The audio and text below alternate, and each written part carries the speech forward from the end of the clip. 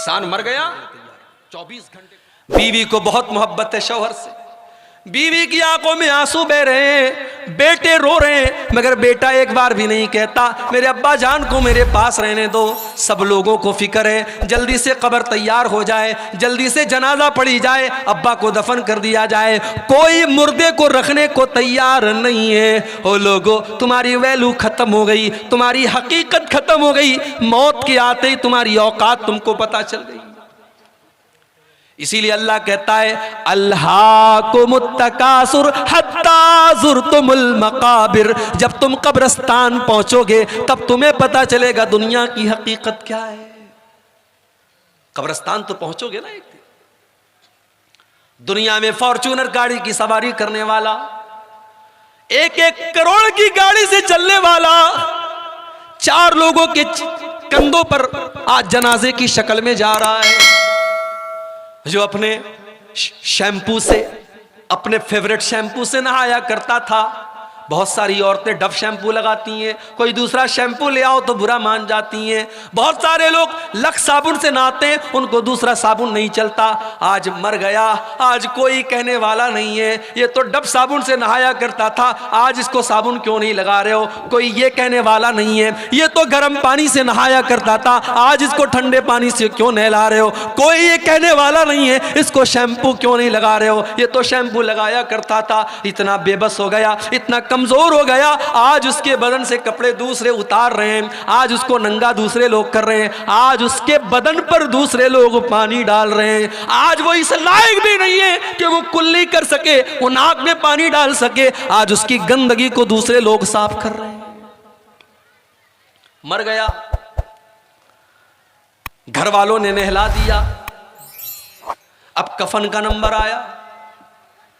दुनिया में कपड़ा पहनता था तो दुकान पर जाकर के कहता था सबसे महंगा कपड़ा मुझे दिखाओ। 1000 रुपया मीटर वाला कपड़ा वो पहन करके वो निकलता था और अपने कपड़े का रोब झाड़ता था।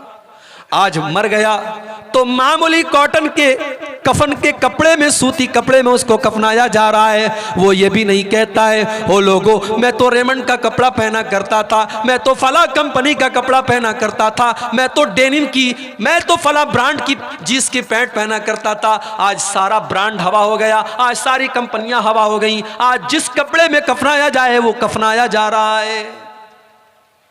कफना दिया गया, अब लोग आ रहे हैं उसको देखने के लिए। देख लो आखिरी दीदार है, अब इसको कोई देखने वाला नहीं होगा। आखिरी दीदार है, देख लो, अब ये मनो मिट्टी नीचे चला जाएगा, अब इसको कब्र में डाल दिया जाएगा। फिर तुम देखना भी चाहोगे तो फोटो के अंदर देख सकते हो, मोबाइल के अंदर देख सकते हो, तुम रियल में दोबारा इसको नहीं देख सकते। कफना दिया गया, जनाजा तैयार कर दिया गया, 4 लोगों ने चारपाई को उठाया, कब्रिस्तान लेके जाने लगे। कब्रिस्तान लेकर के पहुंचे, इमाम साहब ने खड़े होकर के जनाजे की नमाज पढ़ाई। जनाजे की नमाज में इमाम साहब ने सूरह फातिहा पढ़ी, दरूद शरीफ पढ़ा, जनाजा की दुआएं पढ़ी, मुर्दे की मगफरत की दुआ की। चौथी तकबीर के बाद सलाम फेरा। कब्र तैयार हो चुकी है, कब्र के पास लाया गया, कब्र में उतारा गया, मिट्टी दे दी गई। सारे लोगों ने मिट्टी दे करके अपने हाथ झाड़ लिए और हाथ के साथ साथ अपना पल्ला भी झाड़ लिया। ये बता दिया, बेटे ने अपने बाप को मिट्टी दे करके ये बता दिया, अब्बा जान मैं आपका बेटा हूं, आपने मुझे पढ़ाया लिखाया, मेरे लिए जमीन जायदाद बनाई, मेरे लिए क्या क्या किया, मगर आज इस कब्र के अंदर मैं आपके काम आने वाला नहीं हूं। इस कब्र के अंदर जब मुनकर नकीर आपसे सवाल करेंगे तो अब्बा जान मैं आपके कोई काम नहीं आऊंगा। बीवी, जिस बीवी के जेवरात के लिए इसने सूद और ब्याज का धंधा भी किया था, इसने हराम कारोबार भी किया था और अपनी बीवी के कान और नाक और हाथों को जेवरात से भर दिया था, आज वो बीवी बैठ करके रो रही है और एक बार भी अपने शौहर से ये नहीं कह रही है कि मैं आपकी कब्र में आपकी मदद करने आऊंगी। वो आंसू तो बहा रही है मगर आपकी कब्र में आपके कोई काम नहीं आ रही है। हो लोगो, अगर इंसान सिर्फ अपनी मौत के ऊपर गौर करे, उसे समझ में आ जाएगा ये दुनिया कितनी बेवफा है। वमल हयातुद दुनिया इल्ला मताउल गुरूर, ये दुनिया तो बेवफा है, ये दुनिया तो धोखे का सामान है। इस दुनिया को कोई मतलब नहीं कि आपकी आरज़ू क्या थी, आपके सपने क्या थे। आजकल तो जवान मौतें हो रही हैं।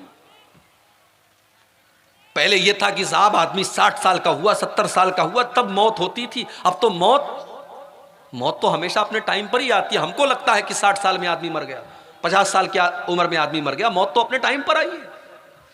इस वक्त जवान मौतें बहुत हो रही हैं। किसी को कैंसर हो गया, किसी को डेंगू हो गया, कोई एक्सीडेंट में मर गया।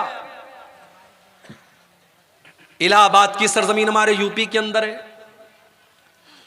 डॉक्टर मोहसिन नाम का एक नौजवान लड़का, हट्टा कट्टा खूबसूरत लड़का, 1 साल पहले मुझे जलसे में मिलता है। मैं मना करता हूं फिर भी मेरे साथ सेल्फी लेता है, अपना मोबाइल नंबर मुझे देता है, मुझसे कांटेक्ट में रहता है। कौम की खिदमत करने का जज्बा भी उसके अंदर है। 1 साल का पीरियड भी नहीं गुजरा, फेसबुक के ऊपर पोस्ट आती है डॉक्टर मोहसिन की, मुझे डेंगू हो गया है, मेरे हक में दुआ करें। 3 दिन के बाद मैसेज आता है, डॉक्टर मोहसिन का इंतकाल हो गया, उसकी मगफरत की दुआ करें। डॉक्टर मोहसिन ने क्या सोचा होगा, मैं इस जवानी की आलम में, जबकि अभी तो मेरी शादी भी नहीं हुई, मेरे माँ बाप ने मेरी शादी का सपना देखा था, मेरा रिश्ता तय हुआ था, मैं किसी का दामाद बनने वाला था। क्या डॉक्टर मोहसिन ने यह सोचा था कि आज मैं मौत के घाट उतर जाऊंगा और शादी का दिन भी मैं नहीं देख पाऊंगा, मैं दुनिया से इसी हाल में चला जाऊंगा। मेरे नौजवान साथियों, ये मौत आपसे पूछ करके तो नहीं आएगी। इस मौत को इससे कोई मतलब नहीं कि आपके कौन कौन से सपने हैं और आपके कौन कौन से इरादे हैं। ये मौत आएगी और आपको आपके अपनों से जुदा कर देगी। हमारे बड़े अच्छे दोस्त थे मौलाना अब्दुल रहमान साजिद सलफी, उत्तर प्रदेश के सिद्धार्थ नगर के रहने वाले, मुंबई में मस्जिद के इमाम हैं। तकरीर करने के लिए पूना जाते हैं, रात में तकरीर करके वापस लौट रहे हैं, टैक्सी के ऊपर सवार हैं, एक्सीडेंट हो जाता है, इंतकाल हो जाता है।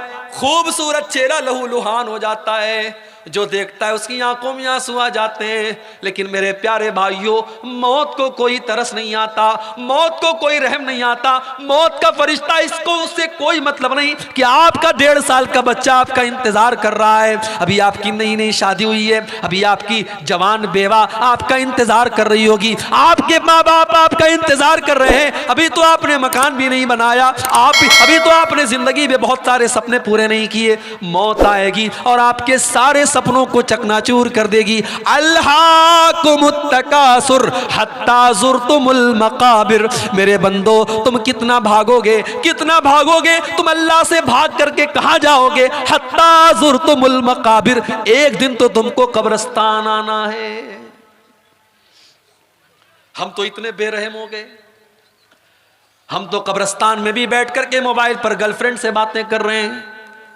हम तो इतने बेरहम हो गए कि कब्रिस्तान पर बैठ करके गीबत और चुगली हो रही है, और कब्रिस्तान पे बैठ करके जुआ खेला जा रहा है, और कब्रिस्तान में बैठ करके शराब पी जा रही है। हमें तो कब्रिस्तान में भी मौत याद नहीं आती। ओ लोगों, मेरे नबी को तो कब्र को देख करके मौत याद आ जाती थी। इब्ने माजा की रिवायत है, एक अंसारी सहाबी का जनाजा है, जनाजे को कब्र में उतारा जा रहा है। अल्लाह के प्यारे नबी अपने सहाबा के साथ कब्र के पास बैठे हुए हैं, और आपकी आंखों से आंसू बहने लगते हैं, और इतना रोते हैं, इतना रोते हैं, हत्ता बल्लसरा, वहां की जमीन आपके आंसुओं से भीग जाती है। उसके बाद आप कब्र की तरफ इशारा करके कहते हैं, लिमिस लिहाजा फ़अइदू या इखवानी, ऐ मेरे सहाबा, इस कब्र की तैयारी करो, यहां तुमको आना है। ओ लोगों, हम तो इतने कठोर दिल हो गए, हमको तो कब्र देख करके भी मौत याद नहीं आती। हत्ता ज़ुरतुमुल मकाबिर, कब्रिस्तान तो तुमको जाना है। इंसान बहुत तरक्की कर गया, बड़े बड़े हॉस्पिटल खुल गए, कटिहार में, किशनगंज में, दिल्ली में, मुंबई में। मगर आज भी डॉक्टर के पास मौत का कोई इलाज नहीं है। एक टाइम ऐसा आता है डॉक्टर कहता है साहब मरीज को ले जाओ, अब इसको दवा की नहीं, इसको दुआ की जरूरत है।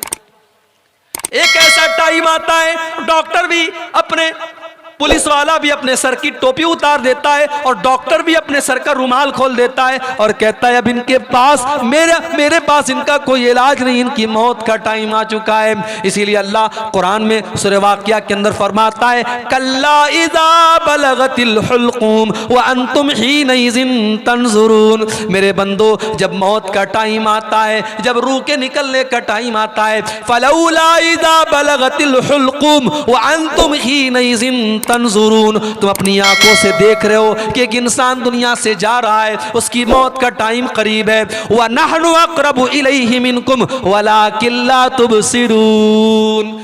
बीवी ये समझती है कि शौहर के सबसे करीब मैं बैठी हूँ, बेटा ये समझता है कि बाप के सबसे करीब मैं बैठा हूँ। अल्लाह कहता है कि तुमसे ज़्यादा करीब तो हम हैं, उस मरने वाले से तुमसे ज़्यादा करीब तो हम हैं, लेकिन तुमको नज़र नहीं आता हम तो उस मरने वाले के तुमसे भी ज़्यादा करीब हैं। फलौला इन कुंतुम गैर मदीनीन तरजिऊनहा इन कुंतुम सादिकीन। अगर तुम्हें ये लगता है कि तुम्हारे ऊपर अल्लाह का पावर नहीं है, अल्लाह की ताकत नहीं है, तो जरा मरने वाले की रूह को वापस डाल करके दिखा दो, जरा मौत से उसको बचा करके दिखा दो। तुम नहीं दिखा सकते।